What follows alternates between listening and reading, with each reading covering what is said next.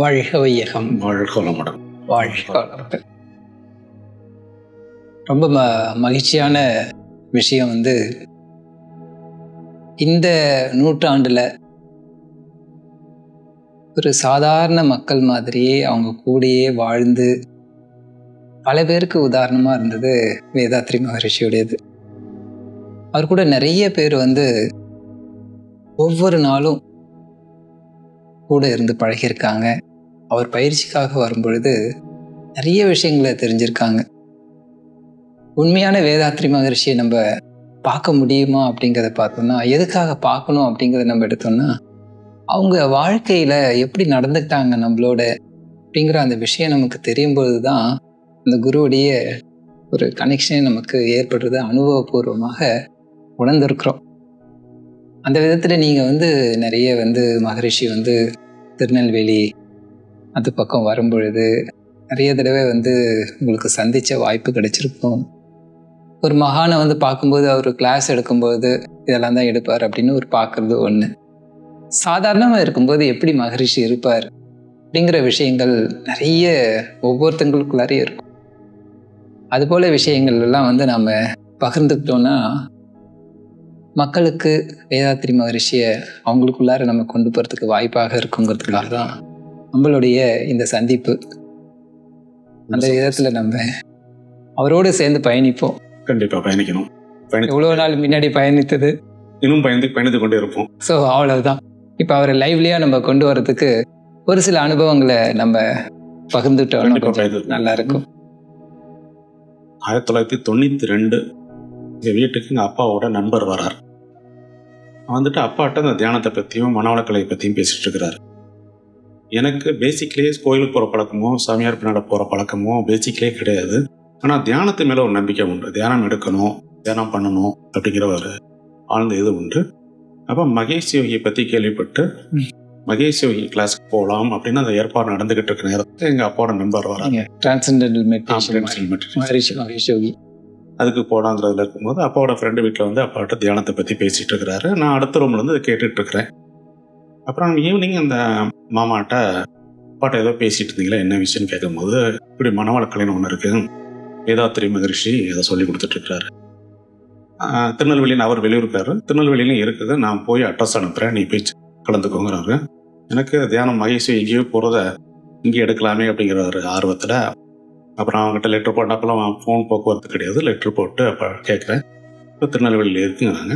ஒரு நாள் அதை போய் இந்த சென்டரை போய் கண்டுபிடிச்சிட்டு அன்றைக்கி முதல் நாளே தீட்சை எடுத்துக்கிட்டேன். தீட்சை எடுத்து அந்த என்குருநாதன் புக்கு அதை வாங்கிட்டு வந்தேன். மனோரமா சின்ன அன்னைக்கு தீட்சை எடுத்த அன்னைக்கு அந்த புக்கை அன்னைக்கு கல்வியிட படித்து முடிச்சிட்டேன். சூப்பர். படித்து மட்டும் நம்ம சரியான இடத்துக்கு தான் வந்திருக்கிறோம், மிகப்பெரிய மகான் இவரை விட்டுறக்கூடாது அப்படின்னு முதல் நாளே எனக்கு இதாகிட்டு அதுலேருந்து தொடர்ந்து பயிற்சியில் எடுத்துகிட்டே இருக்கும் பொழுது இது நான் பாளையங்கோட்டை, இந்த சென்டர் பாளையங்கோட்டை, நான் இருக்க திருநெல்வேலி டவுனு. அப்போ நம்ம ஏரியாவுக்கும் நம்ம மக்களுக்கு இதை கொண்டு போகணும் அப்படிங்கிற நான் இதை எடுத்து ஒரு 3 மாதத்துக்குள்ளேயே ஒரு ஆர்வம், கண்டிப்பாக நம்ம ஏரியாவுக்கு மக்களுக்கு இதை கொண்டு போகணும் அப்படிங்கிற ஆர்வத்தில் என்னுடைய நண்பரோட அப்பா ஒரு ஸ்கூல் கரஸ்பாண்டன்ட், எங்கள் வீட்டில் 2 தெரு தள்ளி தான். அவங்ககிட்ட கேட்டேன், எனக்கு இது மாதிரி மனவளக்கலையை சொல்லிக் கொடுக்குறதுக்கு இடம் வேணும், ஞாயிற்றுக்கிழமை ஈவினிங் மட்டும் நான் பயன்படுத்துவோம். அவர்கிட்ட போய் கேட்டேன், நான் மனவளக்கலையை சொல்லித்தரதுக்கு ஒரு இடம் வேணும், எனக்கு சண்டே ஈவினிங் மட்டும் தந்தா போதும், தாராளம் எடுத்துக்கோ அப்படின்னாங்க. அந்த ஸ்கூல்ல இருந்து மனவளக்கலையை ஆரம்பித்தோம். முதல் நாளே 41 தீட்சை அந்த அளவுக்கு வந்தது. அப்புறம் நடந்துக்கிட்டே இருக்கும்பொழுது ஆசிரியர் பயிற்சிக்கு வந்தோம். இந்த சாமிஜிட்ட டிசம்பரில் ஆசிரியர் பயிற்சிக்கு வந்தோம். ஆசிரியர் பயிற்சிக்கு சாமிஜி அப்போதான் நேராக பார்க்குறேன். நேராக பார்க்கும்போது கண்ணில் அப்படி தரையாக தண்ணீர், இப்படி ஒரு தேஜஸான ஒரு மகானை பார்க்கக்கூடிய நம்ம கொடுத்து வச்சிருக்கோமே அப்படின்ட்டு ஆசிரியர் பயிற்சி முடிஞ்ச உடனே திருநெல்வேலிக்கு ஐயா மகரிஷியை கூப்பிட்டுருந்தோம். திருநெல்வேலி கடவுளை காணலாம் அப்படிங்கிற தலைப்பில் சாமிஜி முதல்ல ஸ்பீச் கொடுக்குறாங்க. அது நீங்கள் நடுவில் இப்போ சொன்னது பார்த்த உடனே உங்களுக்கு அந்த கண்ணீர் வருது அப்படின்னு சொல்கிறீங்க. என்ன காரணத்தினால அந்த அந்த அந்த அவர்கிட்ட அந்த ஒளியே அவருடைய தேஜஸ், அவருடைய மகரிஷி கிட்டத்தட்ட பார்த்தோம் ரோஸ் கலர்ல ஜொலிப்பார். ரோஸ் கலர்ல ஒரு நம்ம சினிமால தான் பார்த்துருக்கிறோம் மகான்கள் மகரிஷி. அப்ப நேர ஒரு மகரிஷியை பார்க்கும் பொழுது, அவருடைய தேஜஸ் பார்க்கும் பொழுது, கண்கள் ஆட்டோமேட்டிக்காக தண்ணீர் வருது. ஆனால் எனக்கு ஒரு காலத்தில் சாமியாரே பிடிக்காத காலம். ஆனால் இந்த மகானை பார்க்கும் பொழுது எவ்வளோ கண்ணீரை வர வச்சிட்டாரு. அப்போ மகானை சிக்கனை பிடிச்சிட்டோம். அப்படி பிடிச்சிக்கிட்டு அப்புறம் திருநெல்வேலிக்கு கூப்பிட்டு வரோம். திருநெல்வேலி கடவுளை காணலாம் அப்படிங்கிற தலைப்பில் சாமிஜி போய் பேச வைப்பார். என்னங்க நாங்கள் வால் போஸ்ட் அடித்து ரெட்டி போட்டுறோம். நாங்கள் அன்றைக்கி ஆரம்பித்தது ஒரு சின்ன மண்டபம், கிட்டத்தட்ட ஒரு 500 படிக்கக்கூடிய மண்டபம். ஆனால் கிட்டத்தட்ட 2000-3000 பேர் தெருவெல்லாம் கூட்டம். மதுரிசி முதல்ல திருநெல்வேலிக்கு வராங்க, அவ்வளோ கூட்டம் மதுரிசி. அப்புறம் தொடர்ந்து 2வது தடவை வந்தாங்க, 3வது தடவை வந்தாங்க. 2வது தடவை வந்து நெல்லை ஸ்டேட்டஸ்க்கு அடிக்கல் நாட்டு விழாவுக்கு சாமிஜி நான் கூப்பிட வரேன். நானும் போத்திராஜ் ஐயா அவர்களும் கூட வரோம். இன்னொரு பேராசிரியர் வராங்க. சாமி நான் வந்துடுறேன் அப்படிங்கிறாங்க, திருநெல்வேலி வந்துடுறேங்கிறாங்க. தலைப்பு என்ன வைக்கலாம் அப்படின்னு சாமிகிட்ட கேட்குறேன். தலைப்பெல்லாம் வேண்டாம், கேள்வி பதிலாக வைப்போங்கிறாங்க. இது வரைக்கும் பொது சபையில் கேள்வி பதில் வச்சது இல்லையே, பப்ளிக் மீட்டிங் எப்படி கேள்வி பதில் இல்லையா அப்படின்னு கூட இருந்த பேராசிரியர் வேண்டாம் சார், ஏடாவிடமா ஏதாவது கேள்வி கேட்பாங்க, வேண்டாங்கிறாங்க. மித்த மகானாக இருந்தால் எனக்கு தெரியாத பதிலா அப்படின்னு இருப்பாங்க. மகரிஷி சிம்பிளா சொன்னாங்க, தெரிஞ்சா தெரியுமோ, தெரியலன்னு சொல்லிட்டு போவோம் அப்படின்னாங்க. இப்படி ஒரு மகானை நம்ம பார்க்க முடியாது, ஆனவன் தான் இருக்கும். எனக்கு தெரியாத சப்ஜெக்டா எடுப்பாங்க. அப்பயும் எனக்கு சரண்டர் சாமிஜிட்ட 2000 அப்புறம் தலைப்பு மகான்கள்னு எடுத்துக்கிட்டோம்னா வந்து ஒரு டிஸ்டன்ஸ் மெயின்டைன் பண்ணுவாங்க, சில கேள்விகளை கேட்கக்கூடாது கண்டிப்பா. ஆனா வேதாத்ரி மகரிஷியை பார்த்தோம்னா என்ன மாதிரி கேள்வி வேணாலும் கேட்கறதுக்கு அவரே தன்னுடைய வாயாலே தந்து சொல்றாங்க. 2வது அப்படி ஒரு மகானாக யார்ட்டையும் பழகல. அவன் ஒரு மடாதிபதியோ யாரையும் பார்த்தோம்னா டிஸ்டன்ஸ் கீப் பண்ணும். மகரிஷியை பொறுத்தவரையில் பேசிக்கலி எப்போ வேணாலும் அப்ரோச் பண்ணலாம் டைரெக்டாக. ஒரு சாதாரண அந்த அளவுக்கு உங்களுக்கு அந்த அப்ரோச்சபிளாக இருந்தாங்க ஒரு மகான். எப்போ வேணாலும் நான் வரும்போது எப்போ வேணாலும் மாடிக்கு ஐயா போய் சாமியை போய் பார்ப்பேன், சந்திப்பேன். அந்த ஒரு பாக்கியம் எனக்கு கிடைச்சிருந்தது. அந்த வாய்ப்பு உமா சிஸ்டர் வந்து எப்போ வந்தாலும் சந்திரன் வாங்க மேலே கூட்டி போயிடுவாங்க. நான் சாமிகிட்ட போய் எந்த கேள்வியும் கேட்க மாட்டேன், சாமிஜி சொல்கிறத கேட்டுகிட்டே இருப்பேன். 10 நிமிஷம் கேட்டுருப்பேன். அவங்க பேசும்போது ஏதாவது இன்ட்ராக்ட் உண்டாக மற்றபடி எதுவுமே பேர். அந்த அளவுக்கு ஒரு எளிமையாக அணுகக்கூடிய ஒரு மகான். நம்ம வாழுங்காலத்தில் நம்ம கூடயே வாழ்ந்துருக்காங்க. நாம சென்ம பூர்வ ஜென்ம புண்ணியம் தான் அதெல்லாம். கண்டிப்பாக நீங்கள் சொல்லும்போது சொன்னீங்க கடவுளை காணலாம் அப்படிங்கிறத. அந்த தலைப்பு உண்மையிலேயே தலைப்பை கேட்டாலே வந்து என்னென்னா இன்னைக்கு வந்து நிறைய நம்ம கேட்டிருக்கோம் கடவுளுங்கிறத பற்றி கதையாக சொல்லலாம். வேதாத்ரி மகரிஷி பொறுத்த வரைக்கும் அவர் கூட வாழ்ந்த காலங்கள்லேயும் சரி, அவர் வாழ்ந்து முடிஞ்ச பிறகும் அதை வந்து நமக்கு புத்தக வடிவில் அவர் கொடுத்துருக்குற அந்த கருத்துக்களும் சரி, உண்மையாக அந்த கடவுளை வந்து எப்படி நமக்குள்ளார உணர முடியுங்கிற ஒரு விஷயத்தை வந்து கொடுத்துருந்தாங்க. அப்போ சபையில் வந்து சொல்லும் பொழுது என்ன மாதிரி அப்போ உங்களுக்கு மொதல் அனுபவம்னு நினைக்கிறேன் இல்லையா? நீங்கள் மொதல் தடவை அவருடைய இதை கேட்குறதே அதை தான் கேட்க போகிறீங்க. முதல் ஸ்பீச் அதுதான். ஆசிரியர் பேச்சு எடுத்திருக்கோம், ஆனால் முதல்ல ஒரு பப்ளிக் ஸ்பீச்சுக்கு பொழுது அதுதான். அது அன்னைக்கு மக்கள் கூட்டம் ஜாஸ்தி. சாமிஜியோட தெளிவான கருத்துக்கள் வந்து பாமர மக்கள்கிட்டையும் போய் சேர்ந்தது. இன்னைக்கிட்ட ஒரு வாரமாக அதை பற்றி தான் பேசிட்டு இருந்தாங்க. எல்லா மக்களுமே ஒரு வாரமாக வேதாத்ரி மகரிஷியை பற்றி தான். இன்னைக்கு தான் புதுசாக திருநெல்வேலி மக்கள் நேற்று மகரிஷியை பார்க்குறாங்க. ஆனால் ஒரு வாரம் யார்கிட்ட கேட்டாலும் மகரிஷியை பற்றி தான் பேசுகிறாங்க. கடவுளை காணலாம் என்பது தலைப்பில் மிக எளிமையாக கடவுள் எப்படிப்பட்டவர்னு காமிச்சிட்டாங்க. எல்லா மகானும் நான் கடவுள்னு சொல்லிட்டு இருக்க நேரத்தில் இது நீ தான் கடவுள்னு நம்மளை உணர்த்திச்சுட்டு போயிட்டார், நீயும் கடவுள் அப்படின்னு சொல்லிட்டு போயிட்டார். அப்படிங்க அந்த ஒரு மகா புண்ணியம் அன்னைக்கு திருநெல்வேலி மக்களுக்கு அன்னைக்கு கிடைச்சது. உண்மையிலே பெரிய விஷயம். இந்த கடவுளுங்கிறத நம்ம வந்து பேசும்பொழுது பார்த்தோம்னா கடவுள் தத்துவங்கிறதே வந்து இன்னைக்கு ஒரு புரியாத ஒரு புதிராகவே போயிடுது. ஆன்மீகம் ஒன்று சொல்லுது, விஞ்ஞானம் பார்த்தோன்னா இன்னொன்று சொல்லிட்டு இருக்கு.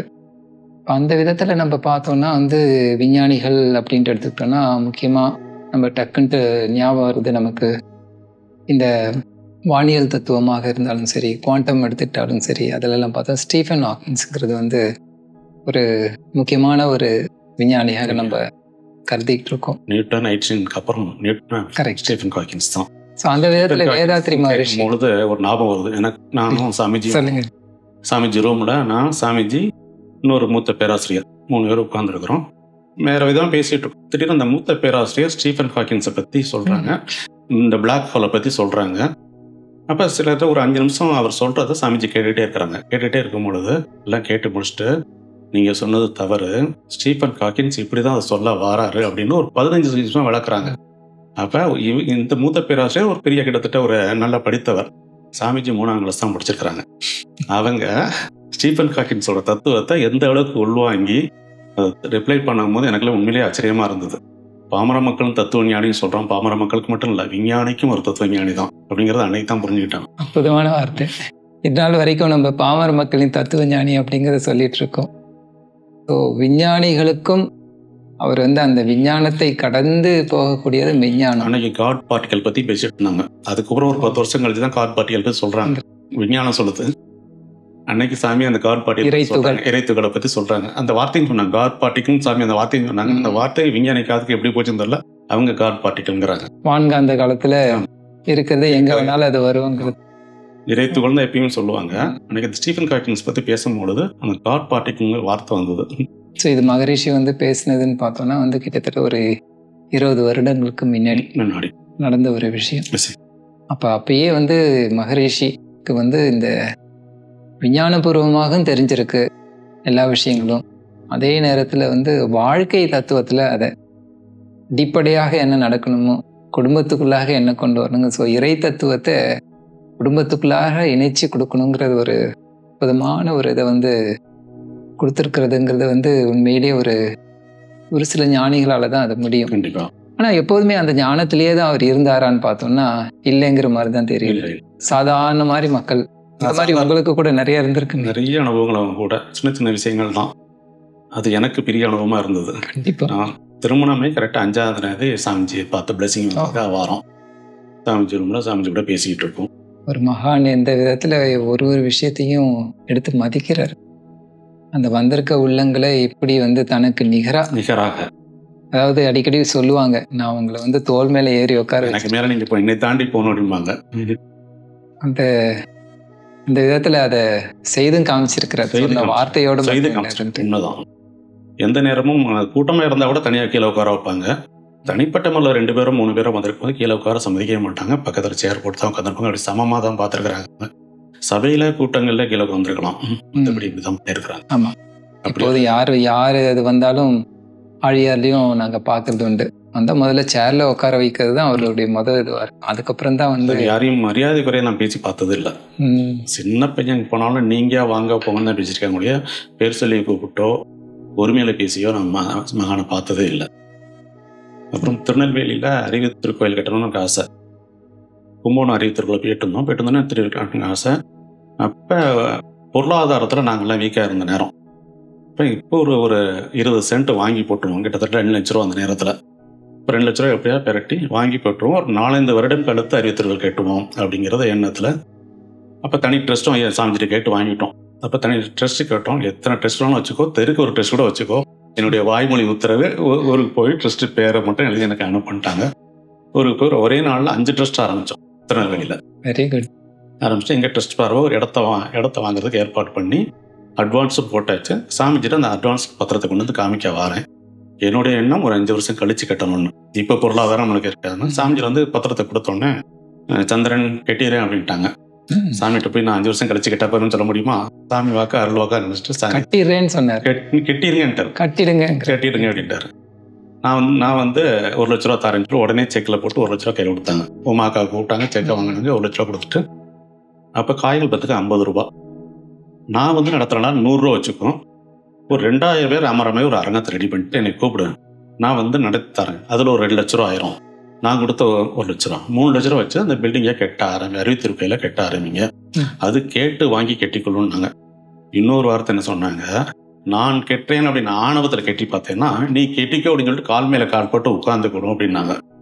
அந்த வார்த்தை இன்னைக்கு வரைக்கும் தாமிரபரணி அறிவித்திருக்கோயில் செயல்பட்டு இருக்கு. அதுவே கட்டிட்டு இருக்கு. அன்னைக்கு 2 லட்ச ரூபாய்க்கு இடம் வாங்கணும். சாமி ஒரு 3 லட்ச ரூபா கொடுத்தாங்க.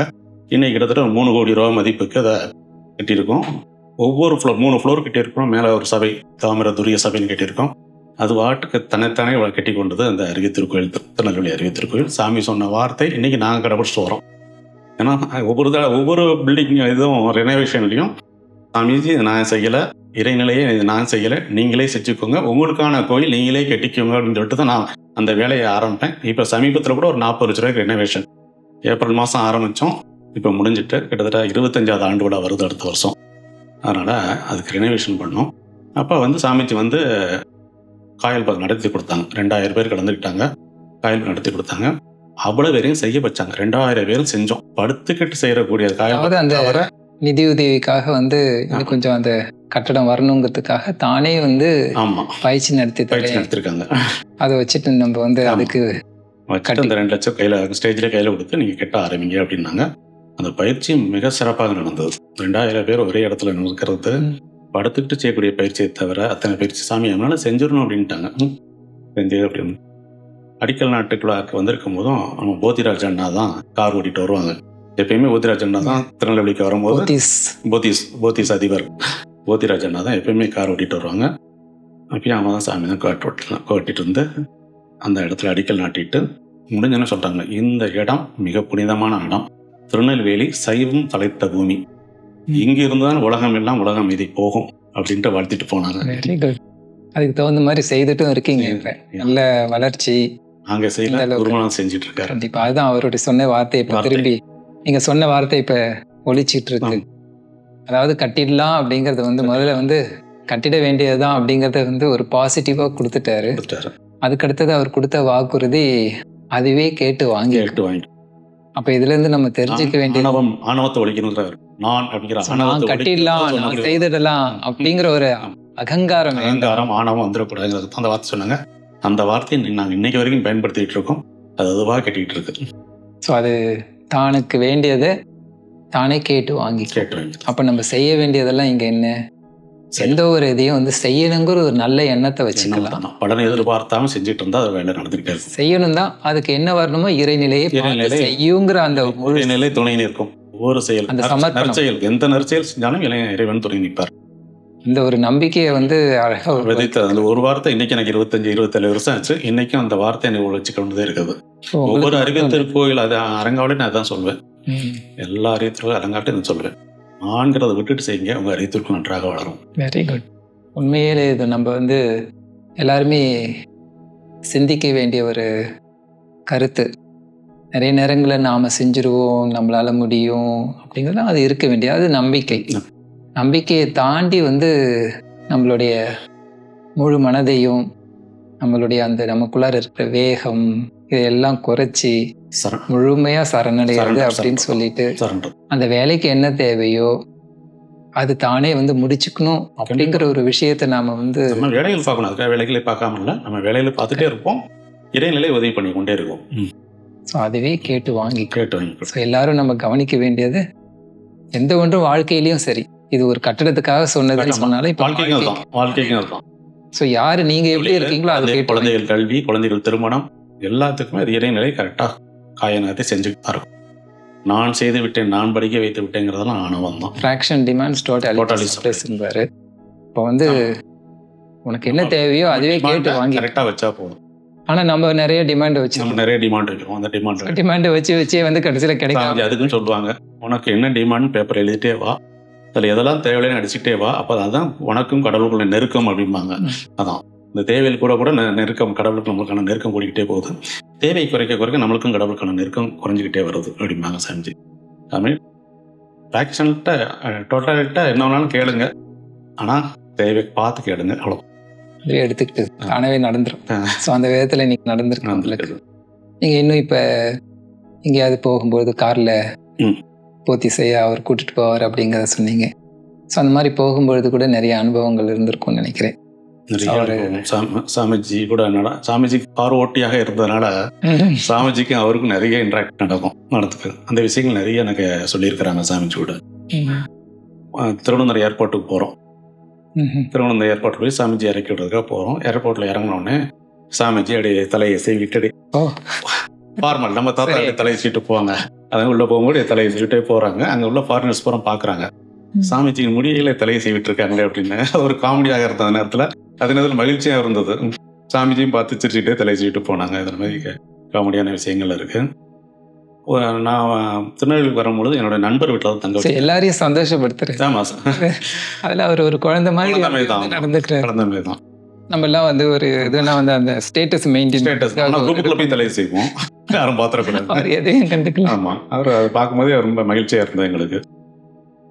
நல்ல என்னுடைய நண்பர் வீட்டில் தான் தங்க வச்சிருந்தேன் சாமிஜியை. முதல்ல அடிக்கல் நாட்டு வரும்போது நண்பர் வீட்டில் தங்க வச்சிருந்தேன். அவங்க வீட்டில் தங்கிக்கிட்டு மெனுவெல்லாம் இட்லி, பொங்கல் இது மாதிரி மெனுவாக கொடுத்துருந்தோம். அவங்களும் அதை மாதிரி ரெடி பண்ணிகிட்டு இருந்தாங்க. அப்புறம் சாமிஜி ஒரு நாள் வந்துட்டு, இதே நான் சாப்பிட்டுட்டு இருக்கேன், இவங்க குஜராத்தி பீப்புள் தானே, குஜராத்தி மண்ணு கொண்டாங்க அப்படின்னு கேட்டு வாங்கி சாப்பிட்டாங்க. சாப்பிட்டது மட்டும் இல்லை, 1க்கு 2 தடவை கேட்டு வாங்கி சாப்பிட்டாங்க. ரொம்ப மகிழ்ச்சியாக இருந்தது. 3 நாள் அங்கே தங்கியிருந்தாங்க. தங்கிட்டு ஊருக்கு போயிட்டு அந்த என்னோட நண்பரோட அப்பாவுக்கு லெட்டர் எழுதுனாங்க. என்னை 3 நாள் நண்பர் நல்லா கவனிச்சிட்டீங்க, உங்களுக்கு வாழ்நாள் முழுதும் நன்றி உள்ளவனாக இருப்பேன். என்ன பாருங்க, இதெல்லாம் எவ்வளோ பெரிய வார்த்தை. மகான் நம்ம வீட்டுக்கு வரது நாம தான் நன்றி உள்ளதான இருக்கோம். இவர் போயிட்டு லெட்டர் எழுதினாங்க, சாமிஜி உங்களுக்கு வாழ்நாள் முழுதும் நான் நன்றி உள்ளவனாக இருப்பேன் அப்படின்ட்டு. 3 நாள் சாப்பிட்டது, 3 நாள் சாப்பிட்டதுக்கு அதுக்கு எவ்வளவு சாப்பிட்டதுக்கு 300 வருஷம் நம்ம நன்றி கடனா இருக்கணும். நாம நன்றி கடனா இருக்கோம். அவர் எழுதினார் அப்படின்னு.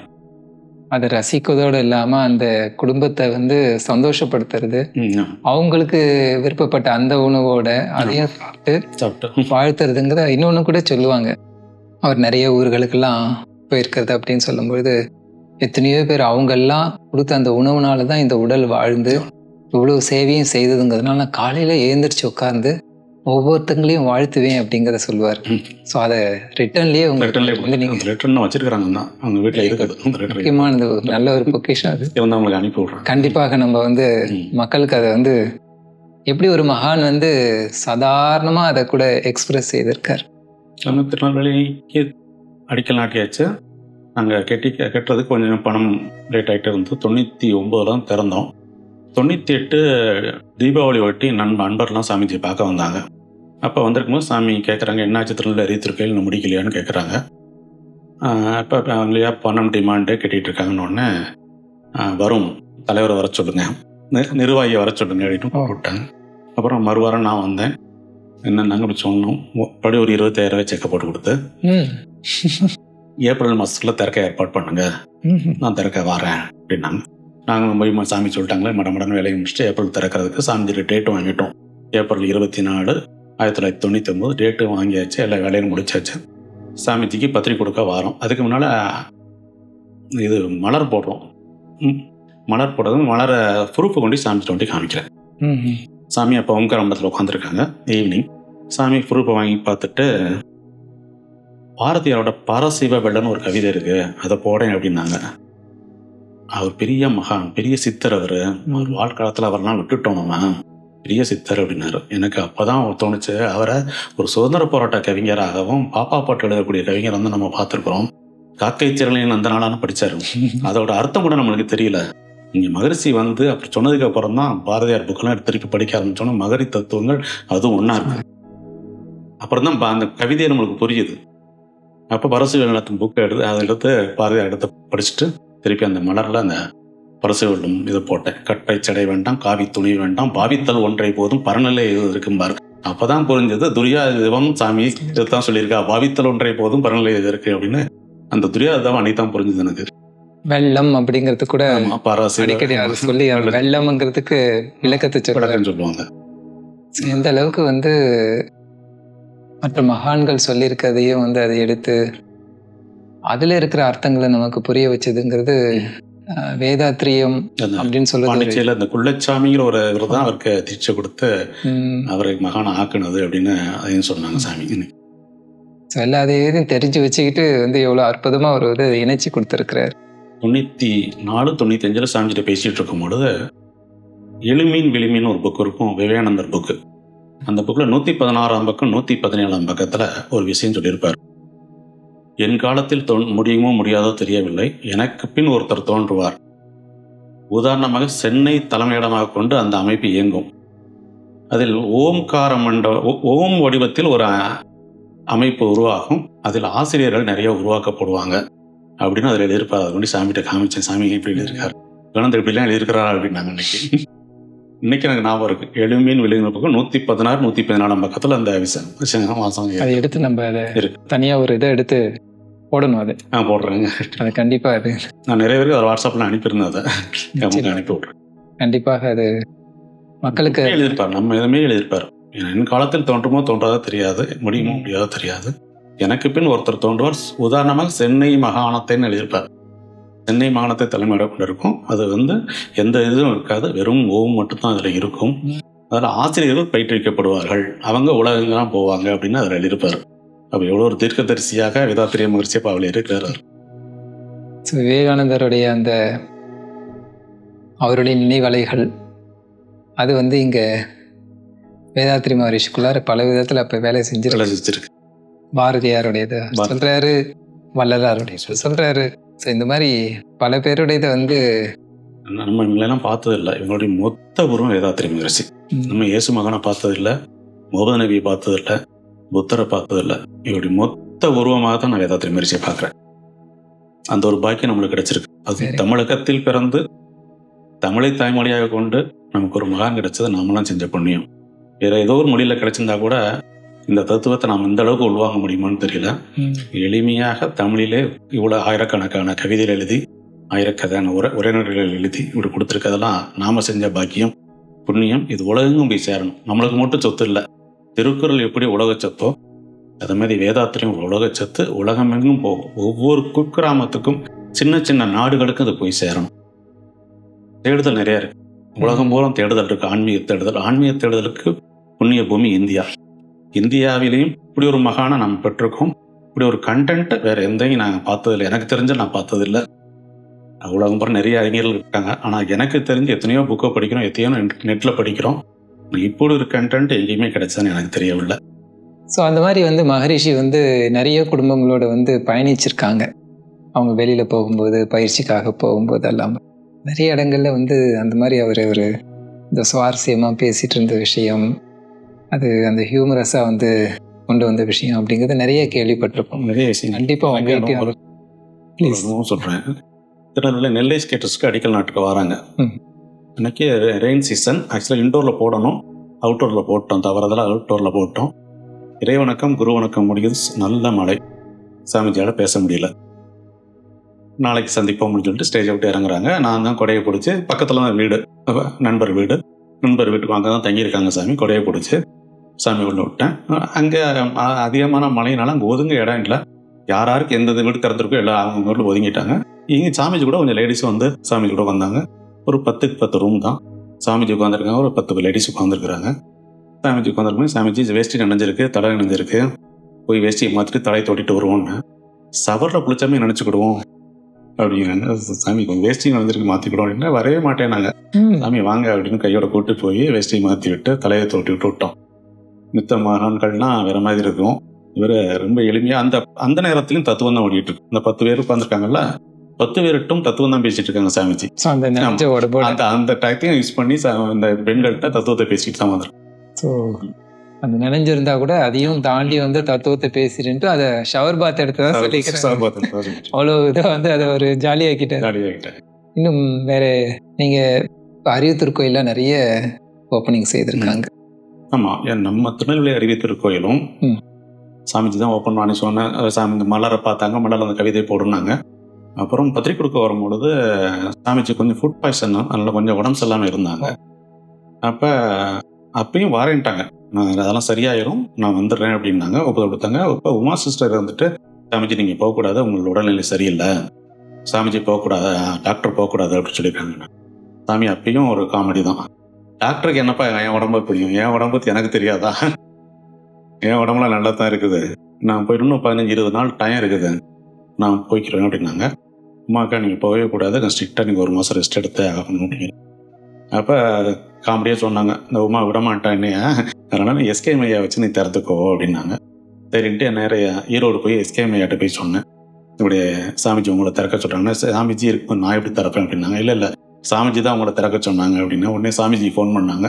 ஆமாப்பா உமா விடமாட்டேங்கிறா, நான் ஒரு நாள் தாமோதரன் ஐயா வீட்டில் போய் தங்கிக்கிறேன், மறுநாள் மதுரையில் அனந்தநாராயணத்தில் தங்கிக்கிறேன், 3ஆவது நாள் நான் சந்திரன் வீட்டில் தங்கிக்கிறேன், எனக்கு ஒன்றும் சிரமம் இல்லை, ட்ராவலை ஸ்ப்ளிட் பண்ணிட்டா எனக்கு ஈஸியாக இருக்கும், நான் போயிடுவேன். ஆனால் உமா விட மாட்டேங்கிறா. எப்படி ஸ்ப்ளிட் பண்ணுறதுனா ஃபர்ஸ்ட் நாள் இங்கே போகணும், இங்கேருந்து திண்டுக்கல் பிரேக் ஜர்னி. ஆமாம், பிரேக் ஜர்னி. இங்கே இருந்து திண்டுக்கல் தாமோதரன் ஐயா வீட்டுக்கு இங்கே அந்த பக்கம் தானே போயிடலாம். திண்டுக்கல்லேருந்து மதுரை ரொம்ப பக்கம், அப்புறம் மதுரையிலேருந்து திருநெல்வேலி போய்க்கலாம் அப்படின்னு பிரேக் ஜர்னிமே சொன்னாங்க. அங்கங்கே ரெஸ்ட் எடுத்துட்டு போகலாம், செய்யலாம், 4 நாள் ட்ராவல் பண்ணிக்கலாம், ஒன்றும் பிரச்சனை இல்லை அப்படின்னு. உமாக்கா நீங்கள் போகவே கூடாதுன்ட்டா சொல்கிறாமா, நீங்கள் போய் திறந்து வச்சிருக்க அப்படின்ட்டு எஸ்கேம்கிட்ட சொன்னாங்க. எஸ்கேம் ஐயா திறந்த முதல் அறிவு திருக்கோயில் திருநெல்வேலி தாமிரபரணி அறிவு திருக்கோயில். Very good. நல்ல ஒரு அடுத்த ஒரு சிறப்பு. இப்போ இதுலேருந்து பார்த்தோன்னா வந்து தன்னை யார் கவனிச்சுக்கிறாங்களோ அவங்களுக்கு மதிப்பு கொடுக்குறாங்க. அதாவது நான் குரு தான், நான் சொல்றது கேட்கணும் இல்லை எந்த அளவுக்கு அவரு உமாக்காவும் சாமிஜி மேல அவ்வளவு அக்கறை இருந்ததுனாலதான் போகக்கூடாதுன்னு சொல்றாங்க. அதை மதித்து கொண்டு நான் போலமா ஐஸ்கிரீம் வச்சு திறந்துக்கிறேன் அப்படிங்கிறாங்க. நம்ம எல்லாம் எடுத்துக்கிட்டோம்னா பொதுவா என்ன பண்ணுவோம், எனக்கு எல்லாம் தெரியும் தெரியும் நான் பாத்துக்குவேன் ஒரு ஓவர் கான்பிடன்ஸ் வந்து சொல்லலாம். அதுக்கெல்லாம் தீர்வு நடம்பிக்கலாம். அதுவும் அந்த வயசுக்கு இருக்கிற அந்த ஸ்டேட்டஸ் எல்லாமே செய்ய முடியும். இருந்தாலும் வந்து மதிச்சு அதை வந்து வேற ஒரு ஆல்டர்னேட் ஆப்ஷன் சொல்லிட்டாங்க. இன்னைக்கு எஸ்கேம் ஐயா கிட்டத்தட்ட எவ்வளோ அறிவித்திருக்கள் தந்துட்டாங்க. மகரிஷி ஆரம்பிச்சு உலக சமுதாய சேவை சங்க தலைவர் வழியா அவருடைய இதுல இன்னும் நிறையவே ஓப்பன் ஆகிட்டு இருக்காது. இன்னும் பொதுவாக இப்போ பார்த்தோம்னா வந்து சமுதாயத்தில் வந்து நிறைய இடத்துல வெவ்வேறு விதமாக ஆன்மீகம் அப்படின்னு சொன்னாலே ஒரு ஒரு விதமாக பேசிகிட்டு இருப்பாங்க. அந்த விதத்தில் பார்த்தோன்னா வேதாத்ரி மகரிஷியை பற்றி என்ன மாதிரி ஒரு பேசுகிறாங்க அப்படிங்கிறதெல்லாம் வந்து யோசிச்சோம். சமுதாயத்தில் நானும் பார்த்துருக்குறேன். எல்லா அமைப்புகளை பற்றியும் ஏதாவது தவறுதலாக பேசக்கூடிய இதை நான் நிறைய பார்த்துருக்குறேன். ஆனால் வேதாத்ரி மகரிஷியும் மனவளக்கலை பற்றியும் யாரும் எந்த அரசியல்வாதியும் சரி, எந்த மாற்று மதத்தினரும் சரி, மாற்று மடங்களும் சரி, இது வரைக்கும் நான் தவறுதலாக பேசி பார்க்கவே இல்லை. இந்த உதாரணம் சொன்னேன்னா, ஒரு பாமர மக்கள் கூட வேதாத்ரி மகரிஷியோட உயர்ந்த எண்ணம் தான் இருந்திருக்கு. மகரிஷியோட இறைநிலை நடந்த அன்னைக்கு நாங்கள் வந்து பொள்ளாச்சியில் ஒரு லாட்ஜில் தங்கியிருந்தோம். அங்கே ஒரு வாட்ச்மேன் மார்ச் 28 தங்கியிருக்கிறோம். நான் முத நாளே வந்துட்டேன். அப்புறம் அங்கே நைட் தங்குறதுக்கு அங்கே போனோம். அப்போ அந்த வாட்ச்மேன் சொல்கிற என்ன விஷயம்ங்கிற, கூட்டமாக வந்திருக்கீங்களா என்னங்கிறாரு. இப்படி மகரிஷியோட இறைநிலை இருக்க வந்திருக்கிறோம் அப்படின்னு. அவர் சொன்ன வார்த்தை கிட்டத்தட்ட ஒரு 70 வயசு இருக்கும் அந்த வாட்ச்மேனுக்கு. அவர் சொன்ன வார்த்தை, இத்தனை வயது வரைக்கும் கிட்டத்தட்ட 95 பேருக்கும் அப்பழுக்கம் இல்லாமல் வாழ்ந்துட்டு போயிட்டாரு. நான் மகரிஷியை பார்த்தது இல்லை, இங்கே தான் பொள்ளாச்சி தான் இருக்கேன், நான் பார்த்தது இல்லை. எந்த ஒரு கான்ட்ராவர்சியும் அதுக்கு மேலே இல்லை. ஒரு பத்திரிகையிலையோ டிவிலையோ அவரை பற்றி ஒரு தவறான செய்தி இல்லாமல் வாழ்ந்த மகான் அப்படின்ட்டு அவரை ஒரு வாட்ச்மேன் 70 வயசு வாட்ச்மேன் நான் பார்த்ததே இல்லைங்கிறார். நான் மனநலக்கலை நான் கலந்துக்கிட்டது இல்லை, மகரிஷி நான் பார்த்தது இல்லை. ஆனால் அவரை பற்றி நான் உயர்வாக நான் நிறைய இடத்துல கேள்விப்பட்டிருக்கேன். இப்படி ஒரு மகனை நான் பார்த்தது இல்லை அப்படிங்கிறார். ஏமா மகரிஷியை பற்றியும் மனவளக்கலை பற்றியும் யாரும் தவறுதலாக பேச முடியாது. தவறுதலாக பேசுறதுக்கு ஒரு காரியமும் இங்கே இல்லைன்னு இல்லை. கண்டிப்பாக நீங்கள் திருமணம் ஆகிறதுக்கு முன்னாடி இருந்தே மகரிஷியோடைய சந்திப்பு, உங்களுக்கு நெருக்கமான சந்திப்பு ஏற்பட்டிருக்கு. அப்போ நீங்கள் திருமணம் ஆன பிறகு உங்களுக்கு பார்த்தோன்னா உங்களுடைய குழந்தைகள் அவங்கெல்லாம் கூட வந்து கண்டிப்பாக வந்து மகரிஷியோடைய அருள்ல வந்து தான் தெரிஞ்சிருக்கு. நிச்சயமாக இருக்கணும். அந்த வகையில் ஆழியாருக்கு கூட்டு வந்திருப்பீங்க. கூட்டிட்டு வந்து அவங்கெல்லாம் இருக்கும்போது மகரிஷி குழந்தைகள்கிட்ட எல்லாம் என்ன மாதிரி? திருமணமாகி 5வது நாளே எல்லாரும் ஹனிமூன் போவாங்க. நான் வந்து பார்க்க வந்து நேரங்க ஆழியாருக்கு வந்து மகரிஷியை பார்க்க ஆழியார் மூணு பார்த்து ஆழியார் மூணு தான் வந்தேன். இங்கே வந்து மகரிஷி ரூமுக்கு போய் திருமணத்தை பற்றி சொன்னோன்னே எங்கள் வாழ்த்தி ஒரு மாங்கனியை கொடுத்து, இல்லம் என்பது பொருள்கள் ஈட்டி வாழ்க்கை துணையோடு நல்லா வாழ்ந்து எல்லாருக்கும் உதவி செஞ்சு சமுதாயத்துக்கு உதவி செஞ்சு வாழணும். இல்லம் என்பது உங்கள் 2 பேருக்கு மட்டும் இல்லை, உங்களை சுற்றி உள்ள அத்தனை பேருக்கும் நீங்கள் உங்களால் முடிந்தால் நீங்கள் செய்யணும், சமுதாயத்துக்கு செய்யணும், அதுதான் இல்லறம் அப்படின்னு சொல்லிட்டு மாம்பழத்தையும் கையில் கொடுத்து வாழ்த்தி அனுப்புனாங்க.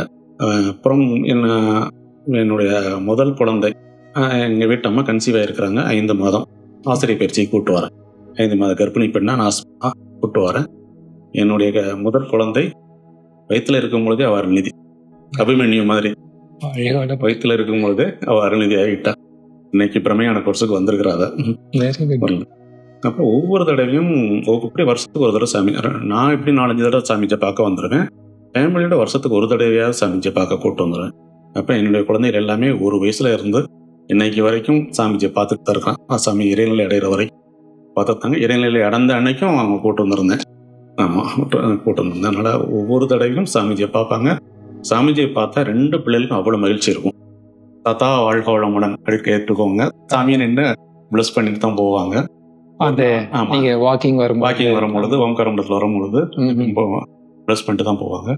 ஒரு தடவை சாமிஜி நான் டிஸ்டர்ப் பண்ணக்கூடாது, நிறைய கூட்டம் இருக்குது, டிஸ்டர்ப் பண்ணக்கூடாதுன்னு ஓம்காரம்பலத்தில் பின்னால் நாங்கள் நின்றுட்டு இருந்தோம். உமாக்கா அப்படி வந்தவொடனே சந்திரன் நிற்கிறாரு அப்படின்னு நாங்கள் சாமிஜின்னு திரும்பி நின்று வாழ்க வளமுடன் வாழ்த்திட்டு போனாங்க. அதனால குழந்தைகள் ஒவ்வொரு தடையும் சாமிஜி பார்க்கும்பொழுது அவ்வளோ மகிழ்ச்சி. இன்னைக்கு இப்போ பெரிய பிள்ளையர் ஆகிட்டாங்க. இன்னைக்கும் சாமிஜினா உயிரவங்களுக்கு. சாமிஜி அப்படின்னா சாமிஜி கருத்துக்களை அவங்க இன்னைக்கும் ஃபாலோ பண்ணிட்டு இருக்கிறாங்க. அவ்வளோ அந்த அளவுக்கு உயிரவங்களுக்கு. ஒரு வழியில இருந்து அந்த சந்ததியே மாத்திர சந்ததியாமா ஒரு நல்லது என்னன்னா வந்து அவர் ஒரு ஒரு தாத்தாவா, ஒரு அப்பாவா, அந்த அளவுக்கு வந்து அந்த இப்போ குழந்தைகள் எல்லாம் எப்படி ஒரு உண்மையா ஒரு தாத்தா பார்த்தோன்னா வந்து அவங்களுக்கு அந்த உண்மைதான் தாத்தா மாதிரி தான் பார்த்தாங்க அவங்க.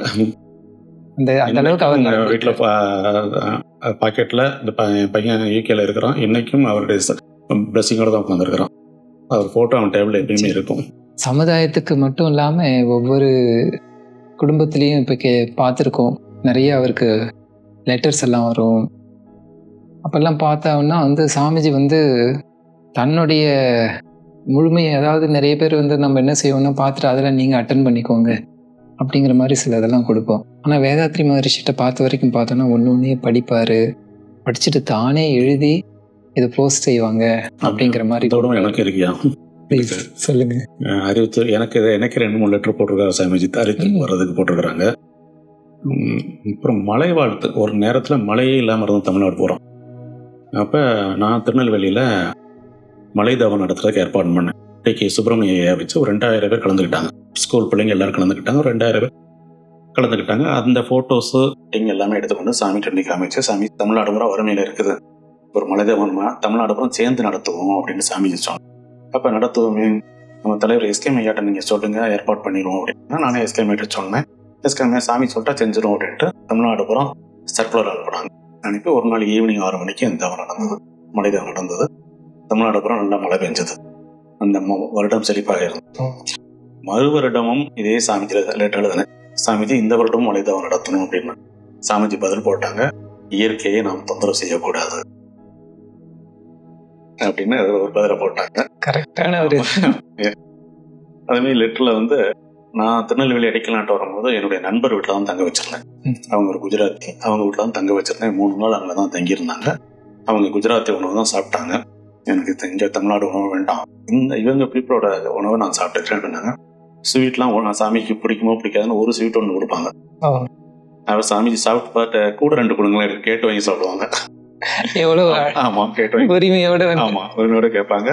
சங்கோஜம் படல, அவங்க ஃபேமிலி தான் இருந்தாங்க. அவங்க பாட்டு வருவாங்க, டிவி போடுவாங்க, படத்தை பார்ப்பாங்க, அப்படிதான் இருந்தாங்க. ஒளி ஃபேமிலி தான் இருந்தாங்க. அப்ப அந்த வீட்டுல தங்கினதுக்காக ஒரு ஆளியாரை வந்துட்டு ஒரு லெட்டர் போட்டாங்க. 3 நாளாக அன்பாக கவனிச்சுட்டீங்க, உங்களை வாழ்நாள் முழுதும் மறக்க மாட்டேன், நன்றியுடனாக இருப்பேன். சாமிஜி வந்து நம்ம வீட்டுல தங்கிறதுக்கு நாம தான் நன்றியுடனா இருக்கணும். ஒவ்வொரு மகான்கள் வீட்டுக்கு வந்தோன்னா பல லட்சம் கட்டுறோம் பாத பூஜை பண்றதுக்கு. இவர் சொந்த பணத்தை 3 லட்சம் கொடுத்துட்டு அடிக்கல் நாட்டம் வந்திருக்கிறாரு. வந்துட்டு லெட்டர் போடுறாங்க, சாமிஜி நான் வாழ்நாள் முழுவதும் நன்றியுடன் இருப்பேன். அந்த லெட்டர்லாம் பார்க்கும்போது எங்களெல்லாம் கண்ணீர் வந்து, இப்படி ஒரு மகானை நம்ம வாழ்நாளில் பார்த்தது நம்ம பூர்வஜனம் புண்ணியம் தான். அது எந்த அளவுக்கும் அவர் வந்து இறங்கி வருவார் அப்படிங்கிறது வந்து தெரியுது இதுல இருந்து. இன்னும் நம்ம பார்த்தோம்னா மகான்கள்லாம் நிறைய வந்து போட்டோ எடுத்துக்கிறதுக்கெல்லாம் வந்து வருவாங்களா அப்படின்னு பார்த்தோம்னா வந்திருக்காங்களா? பொதுவாகவே செலிபிரிட்டி போட்டோ எடுப்பாங்க. பாண்ட போட்டோவும் சாதாரண விஷயமா. நான் முதல்ல ஆசிரியர் பயிற்சி வரும்பொழுது பத்மநாபன் ஒரு பேராசிரியர் எங்களை கூப்பிட்டு வர்றாரு. இப்போ எனக்கு ஒரு ஆசை, சாமிஜி கூட போட்டோ எடுக்கணும் அப்படின்னு. பத்மநாபன் பேராசிரியர் அதெல்லாம் நடக்காது, அதெல்லாம் அலோவ் பண்ண மாட்டாங்க அப்படின்னு. சரி அப்படின்னு நான் கேமராலாம் கொண்டு வந்துட்டேன். ஊர்லேருந்து வரும்போது ஆசையோட கொண்டு வந்துட்டேன். அப்போ உமாக்காட்ட போய் சொன்னேன், உமாக்கா எனக்கு சாமிஜி கூட போட்டோ எடுக்கணும்னு ஆசை, ஏற்பாடு பண்ணுங்க. நான் செய்கிறேன், ஏற்பாடு பண்ணுறேன்ட்டாங்க. ஆனால் சாமிஜியை தொந்தரவு பண்ணக்கூடாது, எடுக்கணும்னாங்க. தொந்தரவே பண்ண மாட்டோம். நான் அந்த ஓம்கார மண்டலத்தில் படியில் வச்சு ஃபோட்டோ எடுக்கிறதாக ஏற்பாடு. நாங்கள் கிட்டத்தட்ட 130 பேர், திருநெல்வேலியிலேருந்து 130 பேர் அரசியல் பேச்சு வந்திருக்கோம். அப்போ நான் சாமிஜி தொந்தரவு பண்ணக்கூடாதுன்னு டீமாக ரெடி பண்ணுறேன். A team, B team, 3 team பண்ணேன். A டீம் சொன்னோம்னா A டீம் வந்து சாமிஜிக்கு ரைட்டில் லெஃப்டில் வந்து நிற்கணும். ஒரே ஸ்னாப் தான், அப்படி முடிச்சிடும். சாமி தொந்தரவு பண்ணக்கூடாதுங்கிற அதுக்காக நாங்கள் எல்லாம் ரெடி பண்ணி பெரிய கேமரா வச்சுட்டு பழைய காலத்து கேமரா வச்சு ஒரு கேமரா தான். இப்போ கேமரா இல்லை, நீ வந்து அந்த காலத்துல இருந்து அதெல்லாம் கிடையாது. ஃப்ரெண்டுட்டு ஒரு கேமரா வாங்கிட்டு வந்தேன், அதை வச்சு ஃபிலிம் போடுற கேமரா ரெடி பண்ணிட்டு எல்லாமே ரெடி பண்ணி வச்சாச்சு. சாமிஜி வந்தாங்க, வந்துட்டு அந்த தலைப்பையை கட்டிட்டு இப்படி வந்தாங்க. வந்தோடனே எங்கே எடுக்க போறீங்க நீங்க, என்ன வெளிச்சமே இல்லை, இங்கே எப்படி எடுப்பேன், அந்த வெயில் தூக்கி சேர போட்டு அப்படின்னாங்க. எத்தால சேர போட்டு அங்கே ஃபோட்டோ எடுக்கிறோம். ஒரு ஸ்னாப் எடுத்தோடனே அடுத்த 2வது டீம் வந்தாங்க. என்ன 2வது டீம், இதுவே 3-4 ஸ்னாப் எடுங்க, சரியா வராது உங்களுக்கு, இந்த ஆங்கிள் ஒன்று எடுங்க, அந்த ஆங்கிள் எடுங்க, ஸ்ட்ரைட்டா ஒன்று எடுங்க, ஒவ்வொரு டீமையும் 3-4 ஸ்னாப் எடுங்கிறாங்க. ஒன்றுக்கே பெருமை சொன்னாங்க, ரொம்ப கஷ்டப்பட்டோம். ஆனால் சாமி வாயில வந்து ஒவ்வொரு டீமுக்கு ஒரு 4 ஸ்னாப் எடுங்க, அப்போ தான் உங்களுக்கு செட் ஆகும் அப்படிங்க. 4 ஸ்னாப் எடுக்கிறோம். இப்போ கிட்டத்தட்ட ஒரு 7-8 டீம் கூட எடுக்கிற வரைக்கும் பொறுமையாக இருந்து எல்லாரையும் வாழ்த்தி தான் போனாங்க. என்ன ஒரு கருணை, கருணையான ஒரு இது. கருணை. கண்டிப்பா அந்த போட்டோஸ் எல்லாம் நம்ம கண்டிப்பா தரேன். ஒரு நல்ல இதுவா வந்து ஷேர் செய்யணும். எந்த அளவுக்கு வந்து மகான் வந்து நம்மள புரிஞ்சுக்கிறாங்க. அவர் வந்து சரி ஏதோ எடுத்தான், ஏதோ ஆசைப்படுறாங்க, சின்ன பிள்ளைங்க ஆசைப்படுறாங்க, இறங்கி வந்து நிக்காங்க, வெயில உட்காந்துருக்காங்கல்ல. அவர் வந்து அதுவும் வெயில உட்காந்துருக்காங்க. அதுலயும் வந்து ஒண்ணுக்கு பதிலா வந்து 3 ஸ்னாப் எடுத்துக்கோ, 4 ஸ்னாப் எடுத்துக்கிறாங்க. உண்மையிலேயே இதெல்லாம் வந்து மகான்கள்கிட்ட இருந்து நம்ம கத்துக்க வேண்டியது. வேதாத்ரி மகரிஷியுடைய கருத்துக்களை மட்டும் நம்ம வந்து பார்க்கறதோட இல்லாம அவருடைய வாழ்நாள்ல அவர் வாழ்ந்த முறை செய்தாலே உண்மையிலே நமக்கு ஒரு பாடம். நிறைய மாற்றங்கள் நாம வந்து எல்லாரும் எழுதி கட்டிய மகனா இருப்பாங்க, வாழ்ந்து காட்டிய மகன். நீங்க கூட உங்களுடைய பேரை வந்து பார்க்கும்பொழுது நீங்க வந்து இதுக்கு முன்னாடி உங்களுடைய பேர் வந்து ராமச்சந்திரன் அப்படிங்கிற மாதிரி, ரவிச்சந்திரன் அப்படிங்கிற மாதிரி வந்து சந்திரன் மாத்திக்கிட்டேன். நீங்க அது கூட ஏதாவது நீங்க அதுக்கும் ஒரு அனுபவம் இருக்குது. திருநெல்வேலி அடிக்கல் நாட்டு இந்த குஜராத் பீப்புள் சொன்னோம்ல, அவங்க வீட்டுல தங்கி இருக்கும் பொழுது அடிக்கல் நாட்டு விழுந்து முடிஞ்சு மறுநாள் காலையில ஃப்ரீயா இருந்தோம். சாமிஜிட்ட அப்படியே ரூம்ல உட்காந்து எல்லாருக்கும் வந்து நண்பர்கள் உட்காந்து ஒரு 4-5 நண்பர்கள் பேசிட்டு இருக்கோம். அப்ப சாமிஜிட்ட இது மாதிரி கேள்விகள் கேட்கணும் அப்படின்ட்டு சாமிஜி நியூமராலஜி எப்படி அப்படின்னு கேட்கிறேன். நியூமராலஜி காலையில பேரை மாத்து, சாயந்தரம் பணம் தெரியும், ஆனா மாத்தி தரது சரியான பட்டிதனா இருக்கணும் அப்படின்னாங்க. அப்புறம் ஜெமாலஜி பத்தி கேட்டேன். சாமி எப்படி ஜெமாலஜி அப்படின்னு. ஜெமாலஜியும் பலன் தெரியும், எல்லாராலையும் ஜாதிக்கல் வாங்கி போட முடியாது, கஷ்டப்பட்டாங்க ஒரு கண்ணாடிக்கல். இப்ப சனி திசைக்குன்னா அவங்களுக்கு அந்த புழுக்கள் சொல்லுவாங்க, சஃபேர் சொல்லுவாங்க. நீங்க அதே இதுல ஒரு கண்ணாடிக்கல்ல போட்டா கூட பலன் இருக்கலாம், கண்ணாடிக்கல்ல பாக்கெட்ல வச்சா கூட பலன் தரும். இது வந்து சாதாரண ஆண்டனா கண்ணாடிக்கல், ஜாதிக்கல் வந்து டிஸ் ஆண்டனா இப்படி வேலை செய்யும் அப்படின்னாங்க. அதுக்காக நான் சொல்லிட்டேன்னு ஜோசியத்தினால அழிஞ்சிடாதீங்க அப்படின்னாங்க. தெளிவா அதை வந்து தெளிவுபடுத்துறாங்க. சரியான அலைகள் உண்மைதான், ஜோதிடம் உண்மை, ஜோதிடர் உண்மையா எனக்கு தெரியாது, ஜோதிடம் உண்மைதான் அப்படின்னா. வாஸ்து சாஸ்திரம் பத்தி கேட்டேன். வாஸ்து நீளம் அகலம் வச்சாங்க, உயரத்தை மட்டும் என் கால்குலேட் பண்ணன்னு தெரியல, ஆனா வாஸ்து சாஸ்திரம் உண்மைதான் அப்படின்னாங்க. நீங்களும் மதியத்தில் கட்டும்போது சாஸ்திரம் அவ்வளோ பார்த்து செய்யுங்க அப்படின்னாங்க. எதுவா இருந்தாலும் வந்து உதாசீனப்படுத்தவும் வேண்டாம், அதுக்குன்னு அதிலேயே வந்து ரொம்ப போய் மூழ்கி. அப்ப டிவியில சில பேர் வந்து உட்கார்ந்த உடனே சில விஷயங்கள் சொல்றாங்க, நீங்க எதுக்கு வந்திருக்கீங்க, என்ன வந்திருக்கீங்க, அதுக்கான சொல்யூஷன் அப்படின்னு டிவியில வந்துகிட்டு இருந்தது.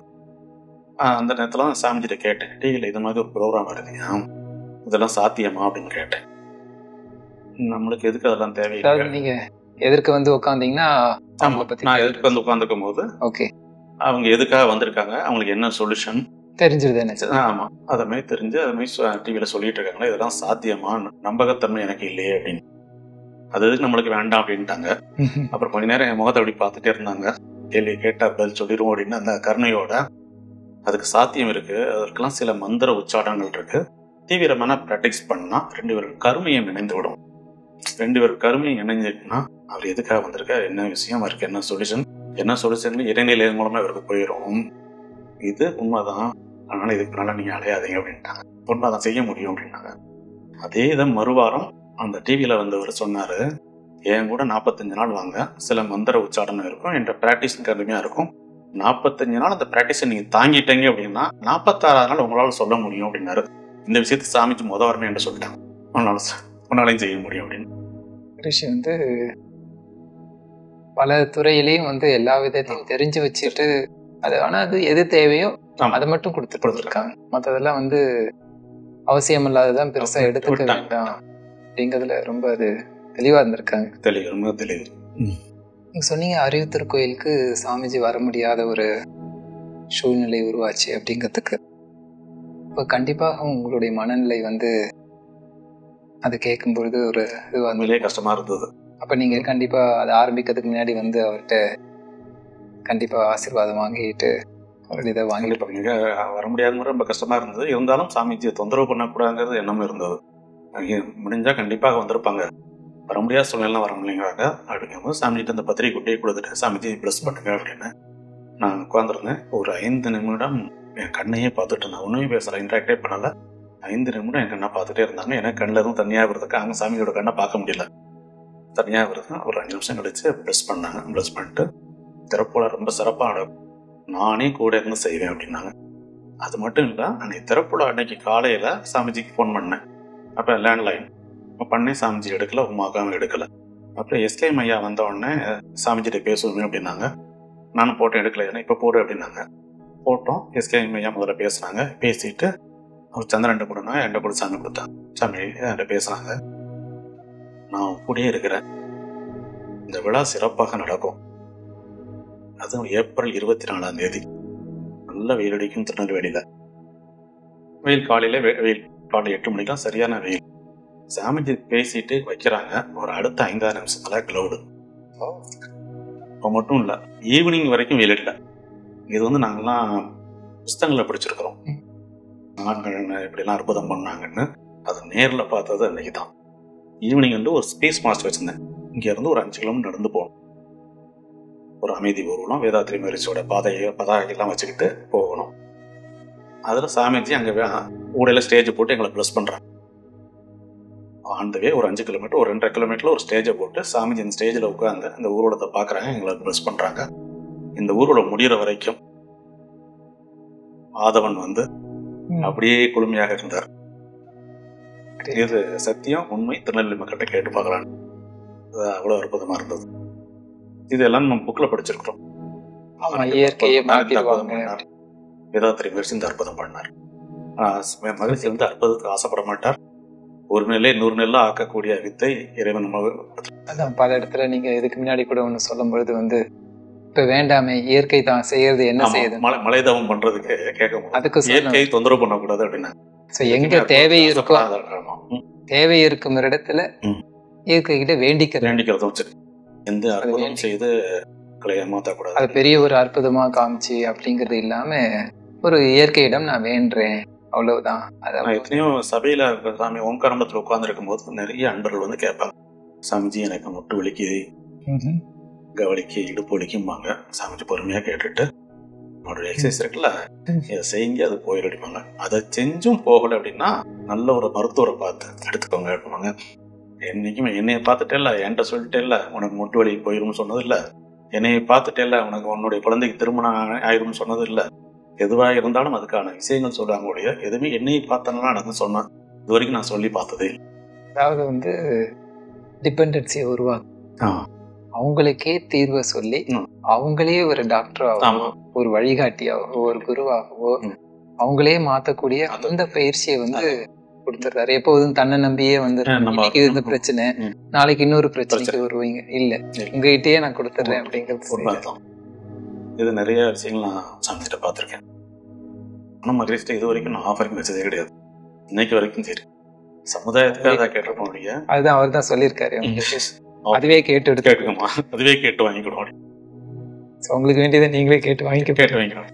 வேதாத்ரி மகரிஷி எடுத்துக்கிட்டோன்னா வந்து ஒவ்வொரு தனக்கு வர அந்த கடிதத்தெல்லாம் படித்து பார்ப்பாங்க. சில பேருக்கு பேர் வைக்கணும்னு சொல்லுவாங்க, பேர் வைக்கிறதும் எழுதி கொடுப்பாரு, திருமண வாழ்த்துக்கள் வரும், நிறைய விஷயங்கள் வர்றதுக்கு எல்லாத்துக்கும் வந்து தானே எழுதி அனுப்புறத வந்து பார்த்துருக்கோம்.